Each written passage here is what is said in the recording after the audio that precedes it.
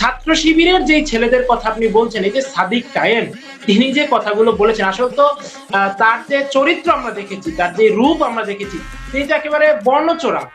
ভণ্ড, কপট, প্রতারক, 420 স্টাইলের একজন লোক ভাই। সে আমার ক্যাম্পাসের অনেক বেশ জুনিয়র, সে আমার ক্যাম্পাস জুনিয়র, তাকে সম্মান রেখেই বলতে চাই, সে যেভাবে চোরের মতো মানে নিজের বর্ণ লুকিয়ে ছাত্রলীগের মধ্যে বিভিন্ন আমাদের মিছিল মিটিং এ অংশগ্রহণ করেছিল, যদিও সে কখনো কোনো পদে আসেনি, একেবারে পিছনের সারিতে থাকে, কিন্তু এই ধরনের স্যাবোটেজ মূলক কার্যক্রম কিন্তু এই যে ছাত্রলীগের নামে যত অপপ্রচার করা হয়েছে, ছাত্রলীগের নামে যত প্রপাগান্ডা করা হয়েছে, ছাত্রলীগের নামে যত বদনাম এঁটে দেওয়ার চেষ্টা করা হয়েছে, এই সব কিছুর সাথে কিন্তু আজকে প্রমাণ হচ্ছে যে ছাত্র শিবিরে এই গুপ্তরা যুক্ত ছিলেন। তারা ছাত্রলীগের লুঙ্গির তলে এসে ছাত্রলীগকে কিভাবে বিতর্কিত করা যায়, ছাত্রলীগের ইতিহাস, ঐতিহ্য, মান, মর্যাদা, শিক্ষা, শান্তি, প্রগতির যে ম্যান্ডেট, ধারণা,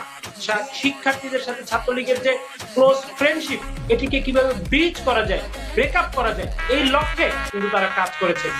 যদিও এটি আমাদের ব্যর্থতা, আমাদের ভুল ছিল যে আমরা এইসব চোর, এক কথা চোরই বলছি, ভণ্ড 420-দেরকে আমরা চিহ্নিত করতে পারি।